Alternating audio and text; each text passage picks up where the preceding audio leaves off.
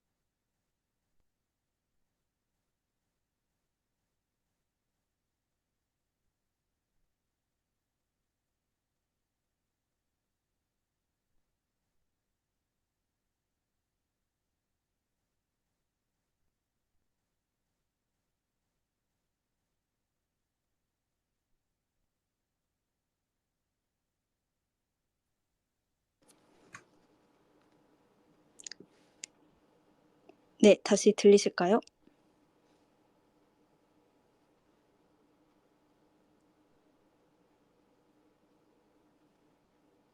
네. 사실 9시부터 방송을 시작하기로 했는데 저희가 할 말이 너무 많아서 최대한 일찍 시작하자고 해서 지금 본격적으로 방송을 시작하려고 하는데요. 안녕하세요. 저는 오늘 진행을 맡게 된 시네21의 임수영 기자라고 하고요. 저희가 갈 길이 멀기 때문에 오늘 방송 함께해 주실 스피커분들의 자기소개로 바로 넘어가도록 하겠습니다. 조연나 기자와 김송희 편집장 인사 말씀 부탁드리겠습니다. 네, 안녕하세요. 시네21의 조연나 기자입니다. 비기슈 김송희 편집장님 마이크 켜짐 눌러주시면 돼요. 네. 안녕하세요. 김송입니다. 제가 스페이스가 처음 해보는 거여가지고 모든 것이 신세계네요. 네. 두 분 소개를 간략하게 해드리자면 CNCB를 어쩌다 보니 박서원, 박재찬 두 배우분의 커플 화보를 진행한 유일한 매거진이 됐습니다. 이 말은 즉슨 군입대 전 두 분의 화보 현장을 목격하고 입대 직전에 박서원 배우를 1시간 동안 독대한 유일한 기자가 조연나 기자라는 건데요. 그래서 굉장히 업계에서 많은 사람들의 부러움을 사고 있는 그런 기자고요. 그리고 사실 비기수와 CNCB는 회사끼리는 아무 연관이 없어요. 근데 다만 김송희 편집장이 예전에 CNCB에서 일을 했었고 저와도 같이 일을 했었어요. 그 인연으로 뭐 가끔 서로에게 원고를 맡길 일이 있으면 연락을 하고 사적인 수다도 떠는 편인데요. 오늘 모신 건 다른 게 아니라 김송희 편집장이 BL을 포함한 최근 트렌드에 굉장히 밝은 콘텐츠 전문가라는 생각이 들어서 재미있는 이야기들을 많이 나눌 수 있을 것 같아서 초청하게 됐습니다. 또 최근에 재찬 씨가 커버를 장식한 비기슈 현장 진행도 하셨기 때문에 그 후기도 풀어보라고 제가 막 뽐뿌를 많이 넣었거든요. 그래서 이렇게 이 자리에 초대해 보았습니다. 오늘 방송은 시멘틱에러의 성공 이유에 대해 저와 조연나 기자, 김송희 편집장이 함께 이야기를 나눠보는 시간을 시작으로 좀 다양한 이야기 보따리를 한번 풀어가 보려고 합니다. 1346호의 시멘틱에러 커버 인터뷰와 BL 특집이 함께 실렸어요. 당시 이 기사가 어떻게 메이드 됐는지 아이템 회의부터 제 인생까지 좀 후일담을 풀어보려고 하고요. 저희가 품절 사건 이후에 좀 시멘틱에러 드라마도 그렇고 두 배우분이 훨씬 더 많이 부상하셨잖아요. 많은 매체에서 이 시멘틱 에러라는 드라마와 BL 드라마라는 트렌드를 어떤 현상으로서 접근한 기사가 굉장히 많더라고요. 그래서 뭐 BL이 양지화됐다. BL 드라마가 새로운 트렌드를 만들 것이다. 라는 내용을 꽤 많이 접했는데 이에 대해서도 저희가 얘기를 나눠보려고 합니다. 그리고 이제 시멘틱 에러가 두 주연 배우가 아이돌 출신 그리고 뭐 현재 진행형의 아이돌 그룹 멤버가 주연을 맡았는데 그래서인지 저는 이 드라마와 아이돌 산업의 연관성에 대해서도 저희가 해볼 얘기가 있지 않을까 생각을 해봤고요. 마지막으로 저희가 아무래도 영화 기자로서 제일 많이 하는 일이 뭐 누구를 인터뷰할 것인가, 누구의 기사를 쓸 것인가, 그리고 그들을 실제로 인터뷰하는 일이에요. 그래서 아마 이 업계에 있는 기자들 중에 CNCB 기자들이 아마 가장 많은 배우들을 대면하지 않을까 싶은데요. 그래서 늘 숨쉬듯이 하고 있는 일이 이 배우 분석, 배우 관찰, 뭐 배우 인터뷰 준비 이런 거예요. 그래서 저희가 늘 숨쉬듯이 하고 있는 이 작업을 박서원 배우와 박재찬 배우 두 배우분에게 좀 적용해 보려고 합니다. 그래서 저희가 발견한 이분들의 매력이 무엇인지, 배우로서 앞으로 강점은 무엇이 될 것 같은지 성장 가능성까지 한번 훑어보려고 합니다. 먼저 시멘틱 에러가 굉장히 유의미한 성과를 얻어내고 있어요. BL 드라마가 그동안 꾸준히 제작됐잖아요. 그 황대슬 감독님의 그 너의 시선이 머무는 곳에가 뭐 최초의 한국 BL 드라마라고 했던 것 같은데 그 이후에 뭐 몇 편의 BL 드라마가 나왔지만 이 정도 화제를 모은 시멘틱 에러가 처음입니다. 우선 트렌드에 민감한 업계 사람들, 무언가 덕질을 하고 있는 덕후들은 다 본인이 빠져 있거나 이게 지금 어떻게 굴러가고 있는 건지 다 주시하고 있다는 인상을 받았어요. 그러니까 왓챠가 물론 전체로 봤을 때 1등, 2등 하는 플랫폼은 아니지만 어쨌든 여기서 계속 1등을 하고 있고 뭐만 떴다면 인터넷 화제성이 매우 높고 무엇보다 좀 열광하는 사람들의 충성도, 구매력 이런 게 굉장히 압도적이잖아요.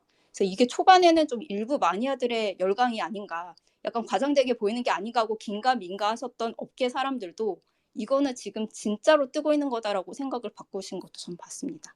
그래서 이제 조연나 기자와 김송희 편집장은 시멘틱 에러의 성공 이유를 어떻게 생각하시는지 함께 이야기를 나눠보려고 합니다. 두 분은 좀 어떻게 생각하세요? 뭐, 일단 이런 BL 원작을 가지고 드라마를 만들 때 이제 원작 팬들이 가장 우려하는 부분이 내가 환상으로 그리고 있었던 장재현과 추상우가 과연 현실에서 구현이 될 것인가? 한국에 그런 장재현과 추상우가 있을 것인가?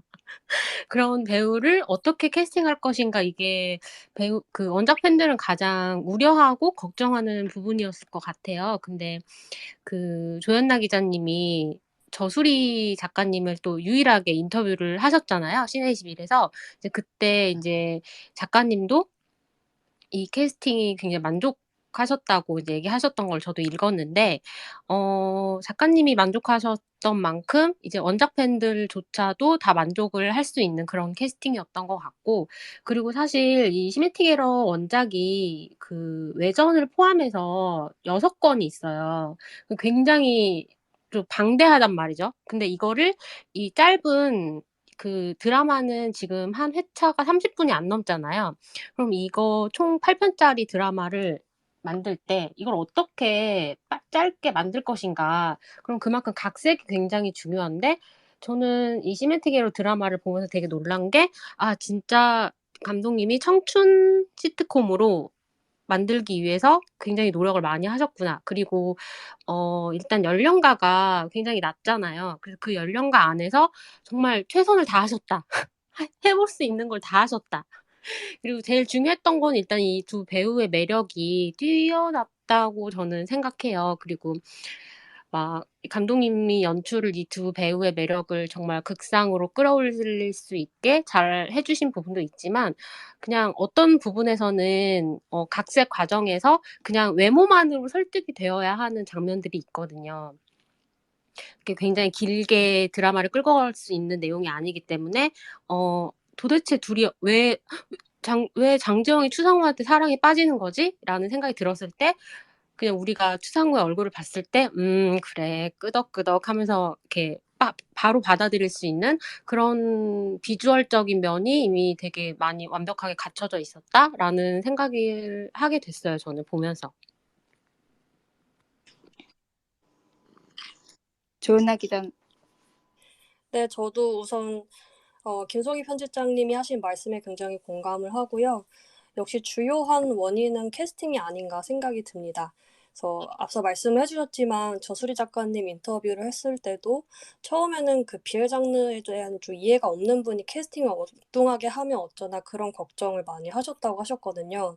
근데 제작사에서 이제 비주얼로 죽일 수 있는 배우를 물색하고 있다고 얘기를 해줘서 안심했던 기억이 난다. 이렇게 말씀을 해주셨고 또 제가 비엘 특집 준비할 때 김수정 감독님 인터뷰도 진행을 했었는데요. 그때도 이제 비엘 콘텐츠라서 접근을 하기 어려웠다기보다는 이제 캐스팅 때 그런 소설과 이제 그런 소설에서 묘사되는 외적인 싱크로율에 맞는 배우를 찾는 것이 굉장히 어려웠다. 이렇게 말씀을 해주셨어요. 그래서 원작자님 그리고 연출팀에서 그렇게 캐스팅에 관해서 조금 많이 고려를 하셨고 이제 그런 과정을 거쳐서 이제 박수환 배우, 박재찬 배우 두 배우를 섭외를 하게 됐고 이제 두 분이 또 잘 해주셨기 때문에 이 시멘틱 에러라는 작품이 성공을 할 수 있었던 것이 아닌가라는 생각이 듭니다. 그리고 시멘틱 에러 같은 경우는 소설이 원작이지만 이 드라마가 제작되기 전에 이미 뭐 웹툰이나 오디오 드라마와 같이 다른 매체로 변주된 사례가 굉장히 많잖아요. 그래서 이 원작 자체가 이미 흥행이 보증된 수표가 아니었나라는 생각이 들고 제가 리디북스 쪽과 얘기를 했을 때 좀 재밌었던 거는 이 시멘틱 에러를 BL 장르의 교과서라고 말씀을 하시더라고요. 그래서 이미 업계에서는 좀 보증이 된 그런 작품이었다라는 것도 시멘틱 에러가 흥행할 수 있는 주요한 원인이 아니었나 생각이 듭니다. 두 분이 너무 좋은 말씀 많이 해주셔가지고 저도 뭐 조금 다른 측면에서 하나 덧붙이자면은 그 퀴어 영화도 그렇고 BL 드라마도 그렇고 배우들이 열심히 임하고 있는가에 대해서 소비자들이 굉장히 민감하게 반응한다는 인상을 저는 받았어요. 그래서 저도 가끔 이제 기자로서 가끔 답답한 게 이제 뭐 퀴어 영화 찍고 나서 인터뷰에서 하면 안 되는 말들이 있어요. 저는 원래 여자 좋아하는데요. 뭐 남자와 애정씬 하는 거 너무 힘들었어요. 이거는 뭐 퀴어 영화라기보다는 인간과 인간이 어쩌고 저쩌고 이런 말 하시는 분들이 가끔 있으신데 제가 가끔 원래 이런 오지랖을 안 부리는데 웬만하면 이런 개인 의견 어필하지 않는데 이건 굉장히 민감한 문제라는 생각이 들어서 다른 기자한테는 이렇게 답을 안 하셨으면 좋겠다라고 의견을 전한 적이 있어요. 그 정도로 굉장히 소비자들이 민감하게 반응하는 부분이에요. 근데 이 두 배우분들을 좋아하는 뭐 저의 주변을 둘러보거나 트위터 타임라인을 보면 그런 점에 있어서 이 두 배우가 한 번도 자신들을 실망시키지 않았다는 점을 굉장히 높이 사시더라고요. 예를 들어 이상형 질문을 받으면 남자든 여자든 이렇게 답을 한다든지 그러니까 이성애가 표준이고 동성애가 예외가 되는 그런 차별적인 잣대를 전제로 한 말을 지금까지 한 번도 한 적이 없다는 거죠. 그런 점에 대해서도 팬분들이 굉장히 긍정적으로 생각하고 있다는 뭐 당연하지만 그런 모습을 봤었습니다. 그리고 또 어떤 작품이 확 뜨기 위해서는 작품의 화제성과 주연 배우들의 인기가 서로 시너지를 내는 게 굉장히 중요하잖아요.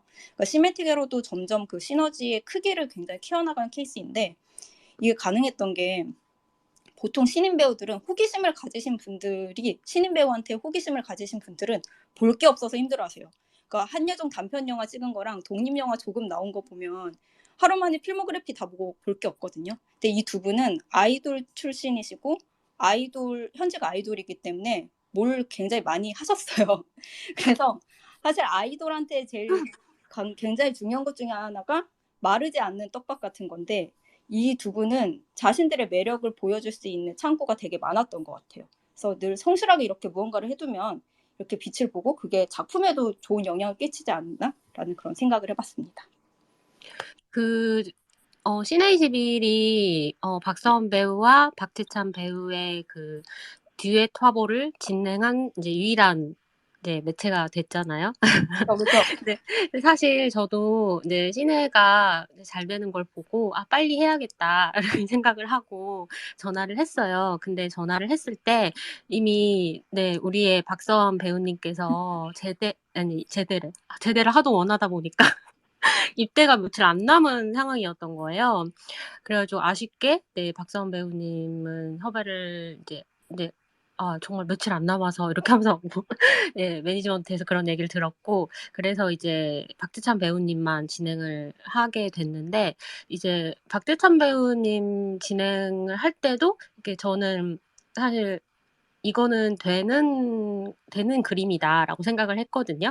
왜냐면은 화보 현장에서도 막 그 에너지가 되게 너무 좋으신 분이 배우여서 그렇기도 했고 이제 계속 이제 우리는 이걸 컨텐츠를 만든 사람들은 계속 이런 소비자들의 분위기나 독자들이 지금 현재 어떤 반응인지를 계속 살펴보잖아요. 그랬을 때 제가 느끼는 박지찬 배우, 박서원 배우의 인기 팬덤은 진짜 그냥 포털 같은 데서 느낄 수 있는 것과는 또 다른 뭐 인스타그램 팔로워만 해도 진짜 시멘틱 에러 전과 후가 압도적으로 다르고 그곳에 그 배우분들이 뭔가를 올리거나 팬들과 소통을 하기 위해서 무엇을 할 때 그 팬들의 반응 역시 정말 엄청나고 그 뭐 라이브나 아니면은 그 전에 했었던 사진들의 그런 반응들만 봐도 저는 이 두 분의 미래는 정말 이제 내가 뭐 걱정할 필요가 당연히 없겠지만 제 미래가 더 불안하지만 내 미래나 걱정해야지. 근데 이 두 분 왜냐면은 너무 잘 된 상황에서 박사원 배우님이 군대에 갔기 때문에 너무 아까운 거예요. 멀리서 바라보는 제가 봐도 이분 이제 진짜 완전 그냥 드라마랑 영화랑 막 이렇게 골라서 해야 되는 상황일 것 같은데 너무 아깝다 이런 생각을 하고 있었는데 그냥 이 팬덤의 이런 열정적인 반응과 이 팬분들이 이분을 너무 사랑하는 그 모습들을 보면서는 뭐 2년 후든 3년 후든 걱정할 필요 없겠다 이런 생각을 했고 네, 어쨌든 입대하시느라고 제가 네, 섭외 거절을 당했지만 돌아오시면 꼭 한번 모시고 싶은 네, 그런 배우입니다. 소문 내주세요, 여러분. 저희도 돌아오기를 기다리고 있습니다. 제발. 네, 조국 통일이 시급합니다, 아주. 그리고 저희가 이제 두 번째로 넘어가서 사실 이번 특집이 어떻게 성사되었는가에 대한 취재 후기를 좀 이렇게 풀어보려고 하거든요. 저희가 어떻게 세계 유일의 커플 화보를 진행한 잡지가 될 수 있었나. 그러니까 CNA11이 영화 주간지다 보니까 아직도 영화만 다루는 줄 아는 분들이 계시는데 굉장히 다양한 분야를 전문적으로 취재하고 기사를 쓰고 있습니다. 저희가 BL 특집 하기 한 달 전쯤에 웹소설 특집을 했었어요. 그때는 시멘틱 에러 방송하기 전이었는데 그때도 곧 시멘틱 에러라는 드라마가 나온다면서 기사를 썼거든요. 근데 막 BL이랑 로맨스 판타지 설명한다고 막 집착 광공 뜻풀이해주고 막 그랬던 기억이 나는데 그때 기사 준비하면서 느꼈던 건 집착 광공이 일종의 통용되는 밈이 될 수 있었던 거는 물론 그 말을 다 알고 쓰는 건 아니겠지만 가교 역할을 해주는 사람들이 있었을 거고 그 숫자가 생각보다 굉장히 많다. 그러니까 거기서부터 좀 뻗어나가서 BL 특집까지도 좀 이어질 수 있었던 것 같아요. 그때 저희가 사실 되게 고민했던 게 BL 특집에 외고까지 포함해서 총 4명이 붙었는데요. 여자 2명 그리고 송경원 기자, 김현숙 기자가 붙었어요. 근데 저희가 진짜 마지막까지 고민했거든요. 이걸 남자 기자가 함께하는 게 맞는가. 여성들이 읽어오고 여자들이 소비해온 산업인데 남자가 어떤 식으로든 말을 얹어도 되는가?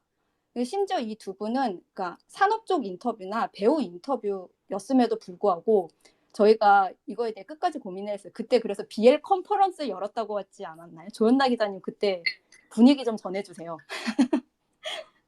네, 뭐 그 당시에 사실 윤수영 기자는 좀 비핵 장르에 대한 이해도가 좀 있으셨지만 다른 기획을 준비를 하셔야 되는 상황이었고, 이제 저랑 김현수 기자, 송경 기자 이렇게 세 명이 시내21 안에서는 이제 이 비엘 특집에 참여를 하게 되었는데요. 그러니까 저희 셋 다 비엘을 사실 잘 모르는 상황이었던 거예요.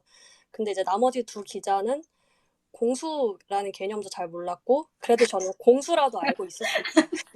그리고 이제 저는 여자 기자니까 이제 이 BL 콘텐츠에 대한 뭐 이해도나 이제 접근성이 더 좋을 거라는 내부 논의가 있었고요. 그래서 이제 제가 이 BL 특집의 주무, 어떤 프로젝트의 장 같은 걸 맡게 된 거고, 그래서 실제로 그 BL을 잘 아시는 분께 저희가 따로 약간 세미나처럼 요청을 해서 수업 거의 특강을 들었죠. 그러니까 요즘의 트렌드는 어떻고 우리가 이 산업 기사를 쓰기 위해서는 뭐 어디를 컨택을 해야 하고 이런 거를 이제 강의를 듣고 정말 열심히 다들 공부를 하면서 준비를 한 그런 특집이었습니다. 그리고 이제 그 섭외 관련해서도 조금 얘기를 드리면 사실 저희가 시멘틱 에러 그 섭외를 넣었을 때는 한 3화, 4화 이렇게 한 반 정도만 공개가 되었을 때였어요. 그래서 지금이야 너무 반응이 폭발적이고 정말 피부로 느껴지지만 이제 저희가 섭외를 넣을 당시에는 이제 막 반응이 좀 오기 시작하는 그런 단계였어요. 저희가 느끼기에는.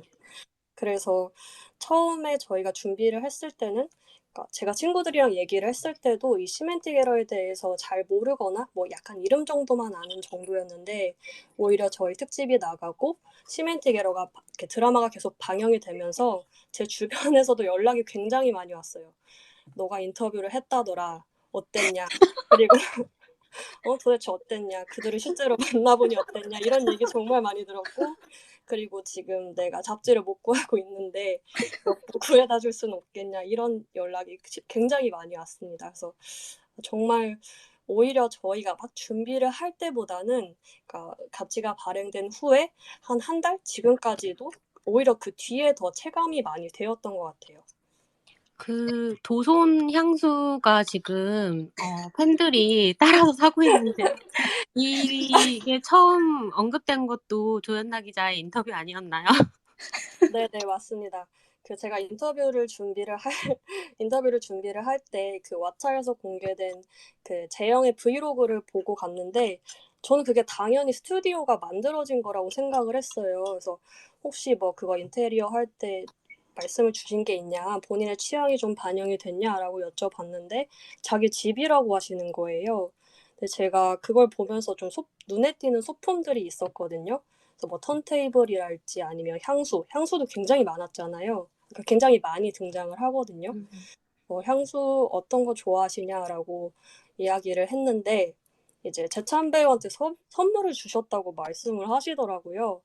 근데 사실 향수라는 게 되게 취향을 타는 소품이고 또 내가 상대를 어떻게 생각하느냐 이런 게 굉장히 압축적으로 드러나는 이제 그런 소품이잖아요. 그래서 어떤 브랜드의 어떤 제품을 고르셨는지 또 본인은 무엇을 쓰는지라고 좀 구체적으로 여쭤봤었고요. 그래서 그때 도손 얘기가 나왔고 많이들 따라 사신다는 이야기를 최근에 접했습니다. 저는 그 인터뷰 읽고 깜짝 놀랐어요. 그러니까 도손? 왜냐면 저 옛날에 시향도 해보고 잠깐 빌려서 쓴 적도 있는데 이분은 이렇게 캐해석을 하셨구나 하면서 되게 저한테 흥미로운 포인트였습니다. 그 김성희 편집장도 나름 할 이야기가 있지 않나요? 아니 제가 마감하고 있는데 갑자기 막 셀렉 도와달라면서 다 큰 성인 아직 어린 남자가 막 드러누워 있는 사진을 저한테 카톡으로 보내는 거예요. 저 일하는데 PC 카톡인데 그래서 제가 물론 저는 어머 이게 뭐예요? 막 이러면서 막 팔에 주사 자국 어떻게 했냐고 막 이러면서 어느 쪽이 더 낫다 이렇게 열심히 답장을 해드리긴 했지만 그때 저한테 갑자기 그렇게 사진을 보내실 만큼 열정적으로 진행하셨던 그 현장에 대해서도 조금 이야기를 해주시죠. 사실 이제 제가 처음에 이제 저희가 사진을 진행을 하기 전에 스태프들이 많이 참여를 하기 때문에, 이거 지금 좀 울리지 않나요? 괜찮습니다. 네. 그 시안이라는 거를 잡지 기자들은 항상 만들잖아요. 그래서 그 시안을 각각의 뭐 헤어 메이크업, 스타일리스트, 포토그래퍼한테 다 보내가지고 이제 이 하나의 컨셉으로 현장에 만나서 진행을 하는 건데, 이제 재찬 배우님한테도 시안을 보여주면서 이제 사실 그 눕는 걸 제가 직접 재현까지 하면서 이 방향으로 이렇게 해서 누워달라 이렇게 해가지고 눕는 것도 요청을 드리고, 이제, 그리고 재찬 배우님이 되게 적극적으로 보통 그런 거를 부탁을 드릴 때 배우님께서 조금, 제가 뭐 이쪽 얼굴이 더 좋아서 저는 조금 뭐 누우면 이렇게 퍼져 보여서 뭐 이런 거를 또 이렇게 싫어할 수도 있잖아요. 근데 재찬 배우님이 진짜 이런 거 부탁을 하면은 더 적극적으로 막 이렇게 해주시는 스타일이더라고요. 그리고 이제 원래 그 흰 티셔츠랑 그 약간 속이 보이는 나시는 스타일리스트 분께서 그 두 개를 같이 입히려고 가지고 오셨어요. 근데 제가 그걸 봤을 때 이건 따로 입혀야 더 예쁘겠다 하는 생각이 들었어요. 뭐 처음부터 노출을 이렇게 시키려고 했던 거는 절대 아니고요. 네. 그래서 흰 티셔츠 입은 착 하나, 그리고 이제 나시인데 조금 속이 보이는 그런 나시를 입고 이제 눕거나 뭐 이런 거를 찍었는데, 일단 사진을 저희가 막 몇백 장을 봤잖아요. 근데 그 중에서 쓸 수 있는 사진은 이제 한정적이고, 그러면 골라야 되는데, 제가 너무 고르기가 힘든 거예요. 다 좋아가지고. 진짜 뭐 페이지만 있으면은 한 화보를 하나를 그냥 따로 내가 제작을 하고 싶다. 개인 소장을 위해서. 그럴 정도로 사진이 다 너무 예뻐가지고 고르기가 좀 힘들어가지고, 이전에 이제 시네21 기자분들이 이제 박재찬 배우와 뭐 박서암 배우 진행을 했었고, 또 워낙에 같은 기자이니까 좀 제가 보지 못하는 부분을 보고 더 A컷을 골라줄 수도 있잖아요. 그래서 이제 물어봤었던 거죠. 네. 그리고 이제 그때 셀렉을 할 때 이미 이제 그 팬분들이 잡지가 나오는 걸 알고 있는 상황이어서 저도 고르면서 더 예쁜 거를 골라야 되는데 정말 다 예쁘니까 진짜 다 고르고 싶다. 그래서 이제 윤수영 기자한테 사진도 보내면서 어때 이거 이 A컷과 B컷 어떤 게 낫나, 왼쪽 오른쪽 왼 오 뭐야 두 개 중에 골라봐요. 당신은 골라야 해. 그래서 심지어 그때 윤수영 기자님도 마감 중이어가지고 답이 늦는 거야. 그래가지고 제 걸 안 보고 있을 때 제가 막 계속 사진 보내면서, 이게 사실 같은 구도의 사진을 제가 웬만하면 잡지에서 2컷 이상은 이제 한 컷만 써야 되잖아요. 그 사람들 보기엔 어차피 다 같은 사진이니까. 그런데 제가 볼 땐 미세하게 다 다른 거예요. 그래서 이제 윤세영 기자한테 같은 옆모습 사진이어도 속눈썹이 조금 보이는 것과 아예 안 보이는 거 두 가지 컷 만들어가지고 보내주면서 왼쪽이에요, 오른쪽이에요. 그래서 좀 도움을 받았습니다. 네. 네. 그때 저 말고 송경원 기자에게도 보내셔가지고 송경원 기자가 재찬이가 되게 무서운 누나를 만났구나라고 답을 보내셨어요. 그리고 굉장히 귀엽고 싹싹한 친구라는 그런 코멘트도 남기셨죠. 네. 네. 그리고 조연나 기자 그 얘기도 해주세요. 저는 그 의자 양보했다는 얘기 듣고 감동받았어요. 네. 그 이제 박수환 배우님 인터뷰를 진행을 할 때 이제 의자가 2개가 있었어요. 한쪽은 등받이가 있는 좀 편한 의자였고 하나는 등받이가 없는 의자였는데, 저는 당연히 편한 자리를 이제 배우님께 양보를 했죠. 근데 한사코 그 자리에 안 앉으시겠다고 저보고 그 자리에 앉으시라고 하는 거예요.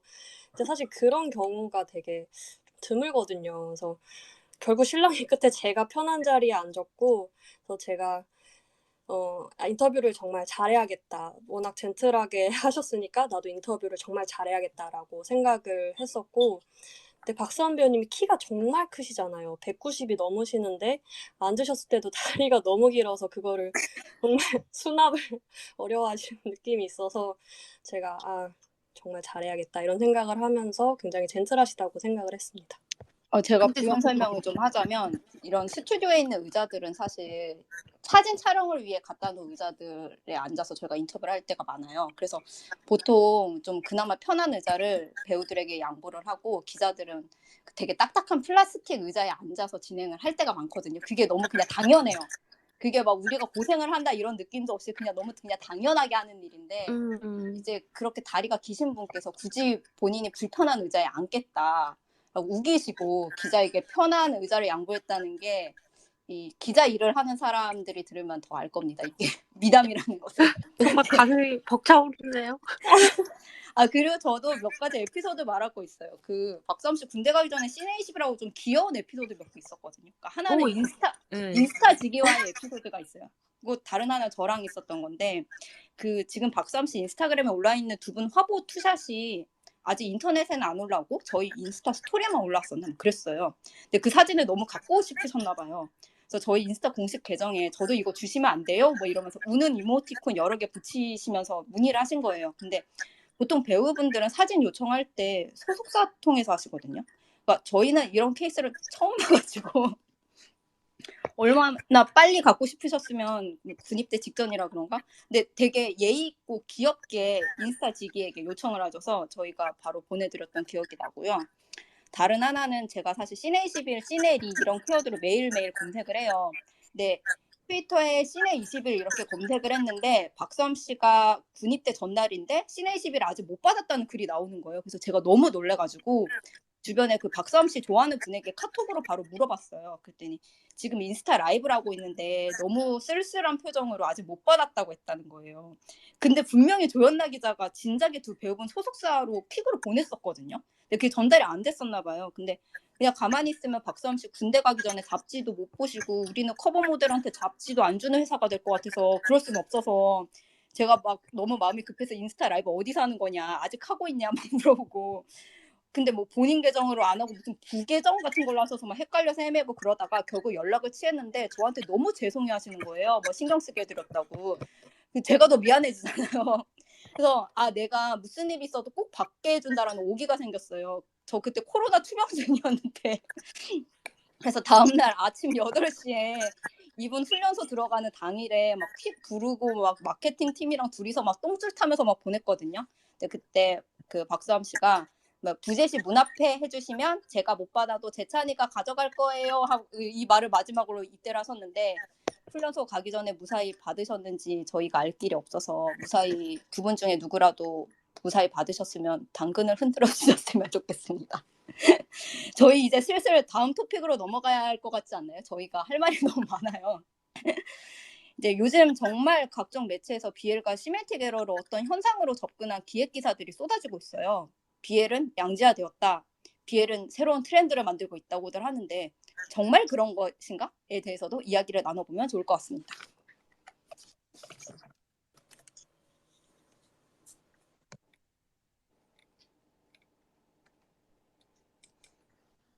조연나 기자님 화보 촬영 얘기를 좀 하고 넘어가도 그럴까요? 될까요? 네, 해주세요. 제가 마음이 급해가지고. 나중에 인수영 기자님 개인 스페이스 열어야 될 것 같아. 우리 갈 길이 멀어요, 진짜. 하지만 조연나 기자님의 화보 촬영 이야기 저도 궁금합니다. 네. 우선 사진 기자님이 디렉팅을 어떻게 주셨는지 팬분들이 많이 궁금해하신 걸로 알고 있는데요. 그거 관해서 비화를 조금 말씀드리려고 합니다. 제가 사진 기자님이랑 이제 좀 컨셉 얘기를 할 때 저한테 질문을 주시는 거예요. BL이 뭐야? 작가 이름이야? 이렇게 말씀을 하셔서 제가 보여줄러 보다라고 이제 장르라고 설명을 드리고 근데 멘붕이 오신 게 좀 느껴지는 거예요. 그래서 제가 자리에 돌아와서 노트북을 켜고 레퍼런스를 좀 찾기를 시작했습니다. 그래서 시멘틱 에러라는 작품에 관해서 좀 간단하게 작품 설명을 드리면서 그러니까 이게 캠퍼스 로맨스물이고 뭐 재현과 상우의 캐릭터 특징이 어떻다 이런 간단하게 설명을 드리면서 이제 웹툰이랑 웹소설 표지랑 뭐 주요 이미지 같은 걸 전달을 드렸어요. 그러니까 그 이미지를 보고 감을 잡았다고 말씀을 하시더라고요. 그리고 특히 표지를 찍을 때 레퍼런스로 떠올린 건 Call Me By Your Name이라고 말씀을 하셨는데요. 그래서 엘리오가 올리버에게 머리를 기대고 있는 그런 스틸을 이제 참고를 하셨고, 그걸 배우분들에게 이제 보여주면서 이렇게 포즈를 취해줬으면 좋겠다라고 말씀을 하셨다고 합니다. 근데 사실 그 이미지를 보면은 그 기댄다는 것만 갖고 분위기는 좀 되게 다르거든요. 근데 이제 배우분들이 되게 잘 만들었다고 말씀을 하시더라고요. 그래서 사진도 결국 연기를 해야 하는데 두 분이 그걸 너무 잘해줬고, 특히 박사원 배우가 눈빛을 굉장히 잘 살려줬다, 이렇게 이야기를 하셨습니다. 그리고 또 무빙 커버도 좀 간단하게 말씀을 드리면, 이제 무빙 커버를 할 때는 그때도 이제 다들 BL을 잘 모르니까 공수 개념을 잘 모르시는 거예요. 그래서 또 저한테 오셔서 이제 영상 팀장님이 이제 기자님, 공격하는 쪽이 누구인가요? 이렇게 이제 질문을 하시는 거예요. 그래서 제가 박수원 배우를 가리키면서 아, 이쪽이 더 적극적이신 캐릭터다라고 이렇게 말씀을 드렸어요. 그래서 이제 로맨스 포스터 그런 거를 연상을 하면서 무빙 커버를 좀 진행을 하셨다고 말씀을 하셨고, 그때도 두 분이 너무 잘 해주셨다고 계속 칭찬을 해주시더라고요. 그러니까 연기를 굉장히 잘 해주셨고, 그래서 영상 팀장님이 두 분이 너무 잘하니까 박사원 배우한테 이제 재찬 배우님 턱을 이렇게 쓱 만지는 걸 디렉팅을 할까 말까 고민을 굉장히 많이 하셨대요. 근데 공격하는 사람이 누구냐고 물어보시더니 그런 분이 욕심을 가지게 만드는 당신들은 무엇인가요? 그래서 그 욕심을 내셨는데 아, 이건 너무 나갔나 싶어서 그냥 자제를 했다고 하시더라고요. 아니, 지금 이거 결국 안 했다는 얘기잖아요. 안 했죠. 보셨잖아요. 나는 또 공개되지 않은 무엇이 있는 줄 알았어요. 떨렸잖아. 그랬으면 정말 좋았겠지만, 네, 아무튼 다시 한번 느끼지만 역시 현장에서 항상 용기를 내야 돼요, 우리는. 할까 말까 하지 말고 해야 합니다. 네, 그래서 지금의 버전이 되었는데 아마 그때 부탁을 드렸어도 정말 잘했을 것이다, 이런 말씀을 해주셨습니다. 네, 저는 이제 박서원 배우님은 만나 뵙지 못했지만 박지찬 배우님도 만나서 굉장히 놀란 게, 저도 뭐 많은 배우분들이나 아이돌분들이랑도 화보를 진행을 해봤지만 뭐 그냥 짧게만 디렉션을 설명을 드려도 진짜 찰떡같이 알아듣고 그 이상을 몇 배를 해내는 뭐 그런 걸 보니까 저도 자꾸 욕심이 생기더라고요. 이런 것도 해보면 좋지 않을까? 이러면서. 뭔가 아마 지금 다른 잡지들도 곧 공개되는 패션 잡지들이 많은 걸로 저도 알고 있어요. 그런데 이렇게 에디터 입장에서 굉장히 뭔가 조금 도화지 같아서 어떤 시안이나 화보를 진행을 할 때 새로운 느낌을 많이 끌어낼 수 있는 그런 배우여서 이렇게 욕심을 나게 만드는 그런 배우인 것 같아요. 네. 저희 아까 다음 토픽 넘어가기로 한 거 이제 시작을 해볼까요? 저 할 말이 너무 많아서 이 1시간이라는 시간이 너무 부족한 것 같은데, 아까 제가 제안했었던 다음 토픽은 요즘 각종 매체에서 BL과 시메틱 에러를 어떤 현상으로서 접근한 기획기사들이 쏟아지고 있잖아요. BL은 양지화되었다, 새로운 트렌드를 만들고 있다고들 하는데 정말 그런 것인가에 대해 이야기를 한번 나눠보면 좋을 것 같습니다. 일단 시멘틱 에러는 원래 이 드라마로 만들어지기 전부터 그 BL뿐만이 아니고 웹소설 전체에서도 굉장히 스테디셀러였고, 지금 제가 오늘 들어가서 보니까 리디북스에서 별점 금을 36,675명이 눌렀더라고요. 사실 리디북스는 실제로 구매를 한 사람만 이 별점을 누를 수가 있기 때문에 그리고 구매를 하고 또 이걸 누르지 않는 사람들도 있거든요. 그러니까 이 원작 자체도 이전에가 10,000명대였다면은 지금 30,000명이 넘는 사람들이 이거를 드라마 방영 후에 원작까지 구매를 한 거거든요.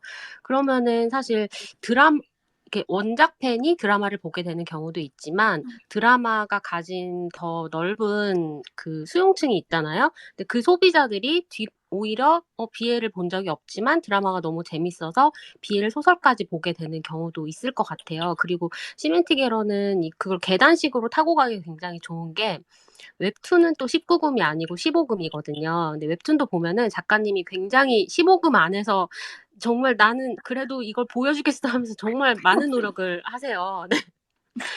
그 웹툰은 드라마보다는 조금 더 원작에 가깝게 그림과 그 내용 진행이 되고 있거든요. 근데 사실 드라마는 각색 과정에서 굉장히 많이 줄여졌잖아요. 예를 들어서 그 드라마 안에서 그 추상우와 장재영이 같이 게임을 만들기로 하고 첫 미팅을 하는 장면이 6화인가 나와요. 그럼 드라마 거의 후반부에 나오는 건데 이게 실제로 원작에서는 그 2권 초반에 나오거든요. 그러니까 앞으로 정말 이 원작 안에서 이 드라마에서 담지 않은 이야기가 많기 때문에 그래서 시즌2도 당연히 만들어질 거라고 저는 생각을 하고 있고요. 네, 이거 좀 산업과 다른 시멘팅의 이야기로 가버렸는데, 네. 그래서 어떻게 보면은 저는 이 드라마의 성공이 그 웹소설과 웹툰으로까지 이어졌다고 생각을 하고, 그리고 이 시멘틱 에러는 오디오 드라마도 따로 있어요. 근데 이 오디오 드라마를 오디오 코믹스라는 곳에서 그 요즘은 그 CD를 구매하지 않아도 그 웹에서 들을 수 있게 스밍 판매를 하거든요. 근데 그 스밍에서 시멘틱 에러가 되게 옛날에 비교적 몇 년 전에 만들어진 작품인데 갑자기 스밍 1위를 오디오 코믹스에서 막 하는 거예요. 그러면은 이거를 들어본 적이 없던 사람도 이거를 드라마를 보고 궁금해서 다른 부가 콘텐츠들을 구매를 하기 시작한다는 거죠. 근데 사실 이 시멘틱 에러 웹소설 웹툰 그리고 이 오디오 드라마까지 다 구매를 한다는 게 어떻게 보면은 절대 쉽지 않은 아주 이렇게 저렴하진 않거든요. 그러면은 이 소비층이라는 게 확실히 있다는 거를 업계에서 이제 정말 확실히 네, 창작자들뿐만 아니라 제작사들도 다 알고 있는 거고 그래서 지금 이 인기 원작들 중에서 드라마화했을 때 훨씬 더 시너지가 있을 작품들이 지금 많이 계약이 된 걸로 저는 알고 있고, 그 조연나 기자님이 영상 관련해서 취재를 했었던 기사에서도 그걸 보고 좀 많이 놀랐거든요. 굉장히 여러 작품들이 이미 영상화 계약을 해놔서, 그리고 그 중에서는 15금인 작품들도 또 많더라고요. 뭐 예를 들어서 지금 리디에서 연재 중인 뭐 트랙터는 사랑을 싣고라는 작품도 농촌이 배경이거든요. 근데 이것도 이제 15금이에요. 그래서 드라마화 할 때 농촌이 배경이고 막 딸기 농사 지으면서 막 이렇게 서로의 상처를 보듬어주는 막 그런 내용이기 때문에 얼마든지 드라마로 했을 때 로맨스 코미디로 만들 수 있는 내용인 거죠. 그래서 저는 지금 개발되지 않은 작품들 중에서 드라마나 영화로 만들 수 있는 영상화 작업화 될 수 있는 것들이 굉장히 많다고 생각하고 그랬을 때 시멘틱 에러처럼 잘만 만든다면은 뭐 정말 지금 다른 매체들에서 양지화되고 있다 뭐 이렇게 말하는 것처럼 다음 성공작이 충분히 나올 수 있다고 생각을 해요. 근데 이렇게 걱정되는 부분은 사실 이 시멘틱 에러 같은 파괴력을 가진 다음 인기작이 또 언제 나올 수 있을 것인가인 것 같아요. 그리고 그러려면은 기적 같은 배우들을 만나야 되는 거고, 네, 그래서 제작사분들이 더 많은 노력을 해서 지금 숨어 있는 네, 한국의 기적 같은 그런 보석분들을 많이 발굴해서 작품 만들어 주시면은 뭐 소비자들 입장에서는 당연히 기쁜 마음으로 이거를 보게 되겠죠. 네. 그래서 조연나 기자님이 취재해 주셨었던 작품들 중에서 영상화 이야기 좀 해주시면 좋을 것 같아요. 네. 일단 제가 그 관계자들을 취재했을 때 느낀 거는 이미 또 하나의 가능성이 굉장히 큰 시장으로 이미 생각을 하고 접근을 하고 계시다는 생각이 들었어요. 그러니까 기존의 BL 작품들을 생각을 하면 사실 완성도가 떨어지거나 뭐 그런 비주얼 측면에서 아쉽다거나 이제 그런 점들이 이제 많이 논의가 되었었는데 지금은 굉장히 이제 자세히 이야기할 수는 없어도 굉장히 큰 대형 제작사들이 이제 접근을 해서 그 BL 장르 판권을 지금 구매를 하고 있는 상황이고요. 그래서 뭐 티파니에서 모닝키스를, 한양 다이어리, 어쩌다가 전원일기, 뭐 유어타임, 상사의 몸을 사로잡는 방법, 뭐 이런 작품들이 이미 매칭이 완료가 되었다고 하고, 또 최근에 트위터에서도 좀 화제가 되었었던 모스카레토 작가님의 신입사원은 올 하반기에 만날 수 있다고 합니다. 그래서 이 수치상으로 볼 때는 BL 시장이 아직 좀 작게 보일 수 있다고 생각을 해요. 하지만 그 BL 팬들의 충성도나 팬덤 문화, 그리고 영업력, 그리고 소비력이 높다는 점을 고려를 했을 때 이미 업계에서는 이 BL 시장을 굉장히 경쟁력이 높다고 생각을 하는 것 같고요. 그리고 이제 관계자들이 또 주요하게 생각을 하는 건 기존의 BL 장르에 익숙한 시청자뿐만 아니라 새로운 시청자를 끌어들이는 것이죠. 그래서 그게 굉장히 중요하다고 생각을 하면서 이제 좀 수위를 낮춰서 좀 접근을 하는 방법을 많이 시도를 하고 있는 것 같습니다. 그래서 시멘틱 에러 같은 경우도 이제 김송희 편집장님도 말씀을 해주셨지만 원작은 19세고 웹툰은 15세로 연재가 되고 있잖아요. 근데 이제 드라마는 12세였단 말이죠. 그래서 처음에는 좀 캠퍼스 로맨스물의 그런 청량한 느낌으로 많이 접근을 했고, 그렇기 때문에 기존에 이 작품을 알고 계시거나 BL 장르가 굉장히 익숙한 분들도 분들 외에도 잘 모르는 분들도 좀 드라마에 접근을 하시기가 굉장히 쉬웠을 거라고 생각이 들어요. 실제로 김수정 감독님과 이야기를 나눴을 때도 이제 그런 식으로 초반을 좀 라이트하게 접근하는 것이 연출의 주요한 의도 중 하나였다고 말씀을 하셨고요. 그래서 이제 원작들은 굉장히 수위가 높은 것들이 많은데 그거를 어떻게 드라마화할 때 잘 가져올 것이냐, 그를 통해서 또 폭넓은 시청자층을 어떻게 끌어들일 것이냐가 아마 좀 BL 시장에 주어진 숙제가 아닐까 그런 생각이 듭니다. 저도 조금 덧붙이자면 BL은 사실 여자들의 판타지가 굉장히 많이 반영된 장르잖아요. 그래서 요즘 여자들이 남자랑 좋아하는 BL이라는 걸 좋아한대 하고 접근하시면 정말 큰일 난다는 생각이 늘 들어요. 그러니까 판타지의 집결체인 만큼 웬만해선 소비자들이 만족하지 않거든요. 그러니까 박수환 박재찬 씨를 요즘 좋아하시는 분들이 그 주접 떠는 글들을 꼭 찾아보세요.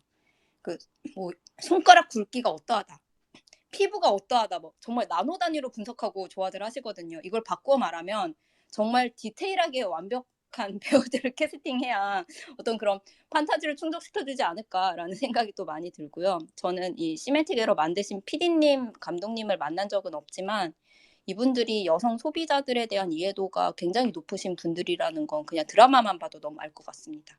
그래서 앞으로 BL 드라마 이 산업에 뛰어드시는 분들은 이 점을 꼭 염두에 두셔야 하지 않을까 싶고요. 그리고 이 산업이 정말 소비자와 잠재적인 소비자들을 잘 아는 사람들이 만들면 잘 성장해서 정말 큰 시장이 될 수 있다고 보거든요. 그 태국 BL 드라마 중에 그 보이프렌드라고 넷플릭스 통해서 완전 글로벌로 뻗어나간 작품이 있어요. 제가 아까 확인해 보니까 주연 배우들 인스타 팔로워가 1,300만, 1,100만 이런 거예요. 그러니까 당연히 태국은 물론이고 아시아권에서 완전 톱스타가 됐거든요. 그러니까 이 BL 드라마라는 게 글로벌 스타를 탄생시킬 수 있고 돈이 몰릴 수 있는 시장인데 정말 그렇게 성장하려면 잘 아는 사람들이 다뤄야 하지 않나라는 그런 의견을 내봅니다. 저희가 갈 길이 멀어서 이 두 개의 토픽이 남아있는데 다 다룰 수 있을까 조금 똥줄이다긴 하지만 제가 그 다음으로 좀 다루고 싶은 토픽은요. BL과 아이돌 산업이 만났을 때에 대한 이야기를 하고 싶거든요. 박서한, 박재찬 두 배우에게 빠지신 분들이 제일 많이들 하는 이야기가 내가 왜 이들을 모르고 살았나. K-팝 덕질 헛했다. 사실 저도 개인적으로 크나큰 박승준은 알았어요. 왜냐하면 그 시네이시빌에 가끔 기고도 하시는 그 복길 칼럼니스트 분이 믹스나인 한창할 때 크나큰 박승준 투표해달라고 막 글 올리고 그래서가지고 그 이분의 존재는 알았는데 제가 근데 재찬 씨는 진짜 신인 배우인 줄 알았거든요. 저는 제가 K-팝 고인물인 줄 알았는데 굉장히 못 알아본 것에 대해 반성을 많이 하고 있고 들으시는 분들 중에서도 K-팝 하시는 분들이 있다면 같이 반성을 해야 되지 않을까. 근데 이런 그 이번에 시멘틱 에러를 통해 아이돌 출신이었던 배우와 현업 아이돌인 친구가 굉장히 이제 뜨면서 아 그러면 BL 드라마를 통해 아이돌이 재발굴되고 이렇게 역주행에 성공할 수 있는 새로운 루트가 열릴 것인가에 대한 이야기들도 많이들 하시는 것 같아요. 제 주변의 업계인들을 보면. 그래서 물론 이 두 분이 좀 그동안 왜 못 알아봤는가에 대해서 뭐 이제 넋두리 하시는 분들을 보면 케이팝 시장 되게 살벌하다, 빡세다, 얼마나 치열하면 이런 인재들이 묻혀 있었을까 같은 생각이 들긴 하는데 아이돌 산업이 사실 굉장히 다양한 요소가 얽혀 있잖아요. 그러니까 취업 준비생들이 삼성이나 SK 들어가고 싶어하는 것처럼 아이돌 연습생들 뭐 SM, YG, JYP, 하이브 이런 곳 들어가야 빨리 유명해질 수 있는데 대기업이 아닌 아이돌은 어떻게 유명해질 수 있는가에 대해서 몇 가지 뭐 사례들이 있었어요. 뭐 프로듀스 101 같은 서바이벌 프로그램 같은 사례도 있고 뭐 팬이 찍은 직캠으로 위아래가 뜬 사례 같은 것도 있고 BTS는 많은 성공 요인이 있지만 뭔가 자체 콘텐츠나 유튜브 같은 마르지 않은 떡밥을 만들어낸 것 이런 전략을 많은 소속사에서 벤치마킹한 걸로 알고 있거든요. 그리고 뭔가 세계관을 만들고 컨셉을 짜고 어떤 곳은 막 마블 시네마틱 유니버스를 롤모델로 삼는다고 하고 이런 다양한 전략을 펼치는데 그래서 BL 드라마로 이 두 분이 역주행을 한 것처럼 어떤 아이돌들에게는 BL 드라마로 돌파를 꿈꾸는 그런 시도들이 이어지지 않을까라는 그런 분석들도 요즘 나오고 있는 것 같아요. 근데 우선 이 두 분은 개인 능력치가 매우 준수하다는 거를 전제로 다들 생각을 하셔야 된다는 것 같고 제가 개인적으로 봤을 때는 이제 프로듀스 101을 예로 들면 이들이 어떤 현상을 만들어낸 이유가 데뷔를 위해 피땀 눈물 흘리는 절실함이라는 서사가 많은 아이돌 그룹이 세계관 만들고 서사를 짜고 그게 다 성공하지는 못하는데 이들은 진짜 같은 서사를 갖고 있었다는 게 판타지를 갈망하면서도 그 안에 진짜를 만드는 팬덤이 크게 반응을 한 것 같거든요. 그래서 본론으로 들어가면 박수환, 박재찬 씨는 절대 대기업의 기획력이나 자본으로 못 만드는 서사를 만들어서 팬덤이 반응을 한 것 같아요. 심지어 이들이 무슨 서바이벌 프로그램을 거친 것도 아닌데 어떤 예능 프로그램을 만드는 자본 기반조차 없는 상태에서 한 거잖아요. 그냥 BL 드라마를 통해 가요계 선후배가 만났다는 것에서부터 이것저것 많이 쌓여서 두 분이 굉장히 열심히 작품에 참여를 하고 또 친했기 때문에 그리고 뭔가 이 드라마에 되게 절실하게 참여했기 때문에 만들어지는 서사 같은 것에 팬덤이 반응을 하는 게 아닐까 그런 생각을 했어요. 이걸 그도 따지고 보면 또 두 명이 산 거잖아요. 그걸. 그래서 저는 시멘틱 에러라는 드라마가 아이돌 산업에 미치는 영향 이렇게까지 나아간다면 그게 그냥 아이돌 출신이 BL 드라마로 떴다 그것만 볼 거는 아니라는 그런 생각이 들었어요. 이거는 소비층으로 좀 접근할 문제 같았거든요.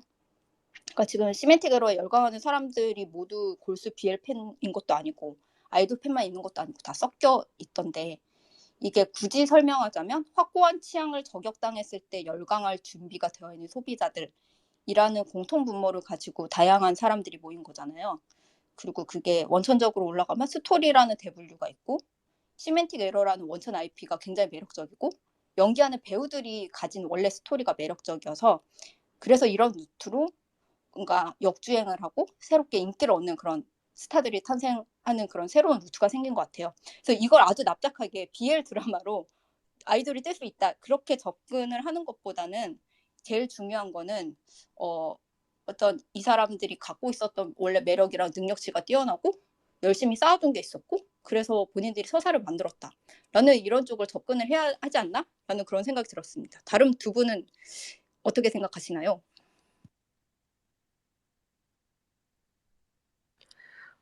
뭐 일단 임수영 기자님처럼 그런 가요나 아이돌 업계 제가 잘 알진 못하지만 저도 알기에 이제 박재찬 배우님이 속해 있는 그룹이 지금 그 전이랑 비교도 안 되게 앨범 판매량이나 그런 그 업계의 스포트라이트가 엄청 몰리고 있는 거가 너무 자명하게 눈에 보이는 상황이잖아요. 그러면 이 팀이 갑자기 왜 이렇게 부상한 거지 하고 이 시메틱 에러라는 드라마를 모르는 사람들은 또 찾아볼 거란 말이죠.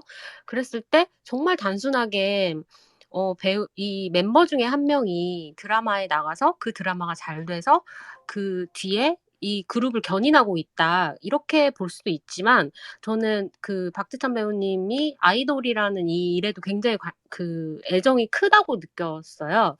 그러니까 뭐 춤을 추고 뭐 노래를 하고 이런 거를 연기를 하는 것만큼 굉장히 좋아하고 지금 본인이 굉장히 이렇게 스포트라이트를 받고 그래서 팀이 어떤 다음 스텝을 준비할 수 있게 되는 기회가 다른 기회들이 다른 팀원들에게도 많이 생기고 있는 것에 굉장히 좀 기뻐하고 있더라고요. 그랬을 때 뭐 임수영 기자님께서 지금 말씀하신 것처럼 뭐 다른 제작사들도 우리 배우도 우리 멤버 중에 한 명도 뭐 이런 쪽으로 내보내 보면 어떨까? 이렇게 많이 이제 생각해 볼 수도 있을 것 같아요. 그런데 그럴 때 앞서서 임성 기자님이 말씀하셨던 것처럼 이분들이 그동안 해왔던 서사들을 사실 떡밥을 계속 던져주는 것도 물론 있지만 팬들은 본인들이 발굴하고 싶어 하기도 하거든요. 그랬을 때 그 전에 해왔던 모습들이나 그리고 이제 이 드라마에 임하는 자세 그리고 두 어차피 BL 드라마는 또 공수의 케미가 굉장히 중요하기 때문에 이 두 사람의 연기 케미뿐만이 아니고 오프레라고 하죠. 카메라 바깥에서의 케미까지도 팬들은 굉장히 열광을 하는 거죠. 그런데 이제 이게 아이돌 산업이랑 뭐 어떻게 연결되어 있는지 저는 방금 말씀하신 것처럼 그렇게까지 분석 못하겠지만 일단 다른 아이돌 그룹들도 이제 예전보다 더 많이 오디션에 적극적으로 참여하는 분위기가 되기는 할 것 같아요. 무엇보다도 아까 이제 많이 영상화가 준비되어 있다고 했잖아요.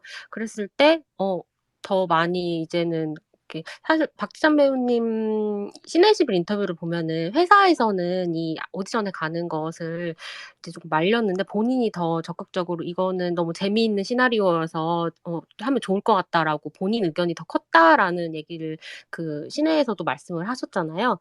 그런 거 보면은 저는 회사의 의지도 되게 중요하지만 본인 배우나 그 아이돌 개개인이 이걸 어떻게 생각하고 참여할지도 중요할 것 같아요. 이건 분명히 성공 사례는 맞는 것 같고요.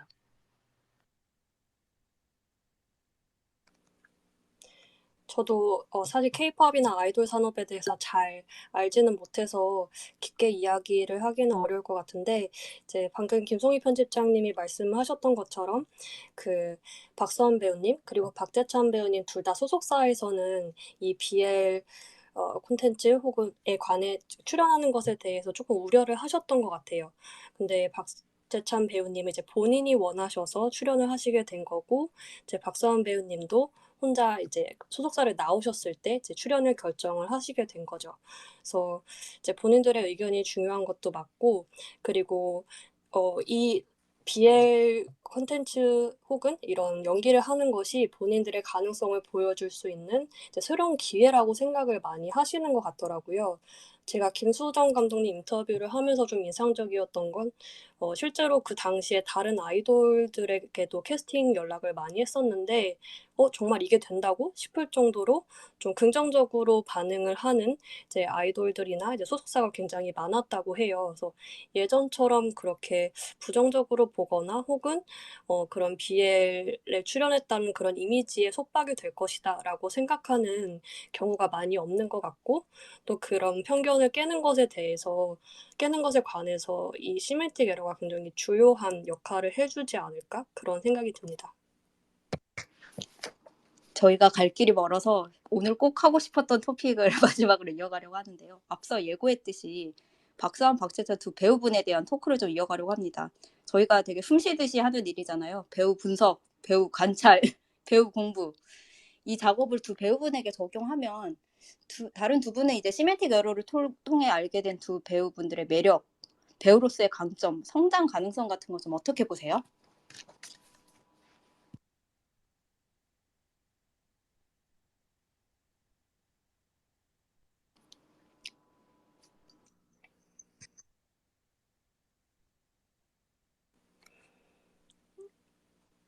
제가 먼저 얘기할까요?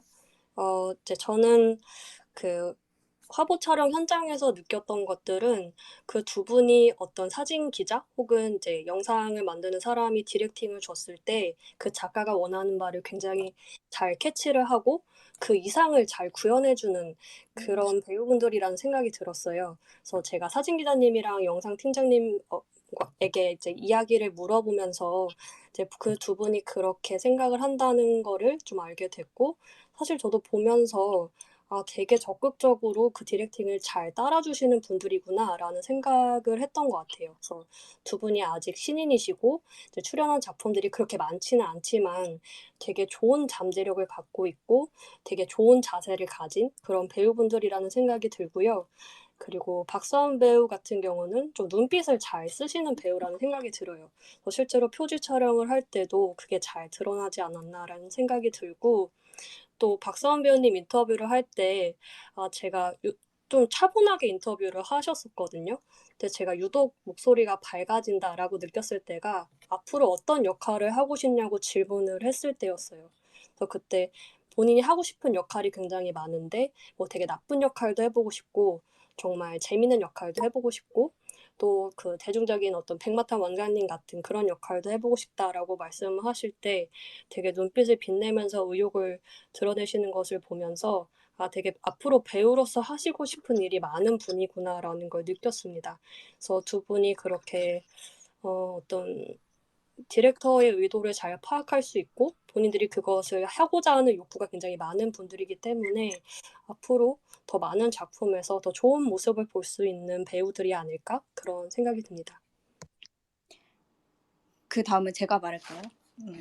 박수함 씨는 잘생겼죠. 잘생겼는데 제가 늘 하는 말이지만 아름다운 피사체가 있으면 그 아름다운 피사체를 아름답게 찍을 촬영 감독과 최적의 빛을 계산할 조명 감독과 판단을 잘할 수 있는 감독과 그리고 아름다운 피사체가 필요한 시나리오가 있으면 됩니다. 그렇기 때문에 이분은 이미 너무 영화라든지 많은 좋은 작품에서 필요로 하는 인재라는 생각이 들고요. 그리고 제가 생각하기에 이분의 강점은 이게 선량함이나 선이나 선함 같은 걸 설득하는 게 쉽다고 착각하는 사람들이 많은 것 같은데 그게 결코 쉽지 않거든요.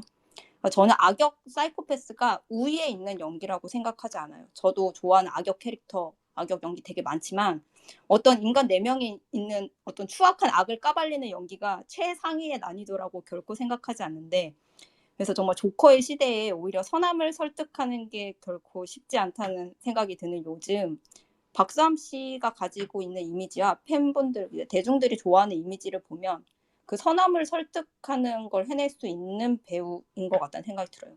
이분이 좀 갖고 있는 좀 내재되어 있는 되게 다정한 기운 같은 게 있거든요. 그래서 저는 좀 그런 기운이 많이 깃들어 있는 작품을 좀 보고 싶다 이런 생각이 많이 들어요.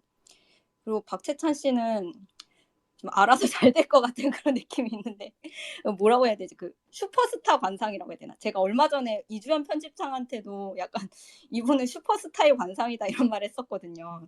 그리고 또 저희 같이 GB했었던 스페이스 방송 들으면서도 약간 크게 될 것 같다 이런 생각을 했는데 기자들이 사람 만나면 느끼는 이 스타의 기운 같은 게 있어요. 좀 그런 게 좀 느껴지고요. 닮았다고 하는 사람이 되게 많잖아요. 재밌는 게 김송희 편집장은 금성무 얘기했었고 저는 육아일기 시절 즈음에 윤계상도 생각나고 태사자 멤버였는데 그 나중에 핸드폰 광고 찍으셨던 분 아시나요? 전 그분도 좀 생각나고 근데 이 마스크들이 다 그 시절에 트렌디한 사람들이었어요. 그러니까 재밌는 게 20년 전에 트렌디했던 얼굴들이 지금 2001년생 배우한테서 보이는 거잖아요. 그래서 지금 그냥 얼굴 딱 보면 딱 봐도 되게 트렌디한 계보로 가는 마스크인데 이런 면이 약간 트렌디한데 클래식할 수 있는 마스크 같다는 생각이 들어요. 그리고 좀 보고 있으면 약간 21세기에 태어난 연예인들 중에서도 되게 21세기 사람 같다? 약간 이런 게 실감나고 좀 신인류 같다는 그런 인상도 받았습니다. 좀 청춘 영화 찍어봤으면 좋겠다는 생각 들었어요. 좀 위태로운데 뭐 절대 기가 죽지 않고 막 좀 보통 위태롭고 흔들리는 청춘은 진짜로 무너져 버리거나 아니거나 근데 이분은 후자인 것 같거든요. 근데 그냥 확 무너져 버려도 재밌을 것 같기도 하고 뭐 그런 역할로 한번 보고 싶습니다. 김송희 편집장님은 코멘트 하실 거 없으신가요? 저도 박서원 배우님을 얼굴을 보면은, 임수영 기자님 말씀하신 거랑 굉장히 동의하고요.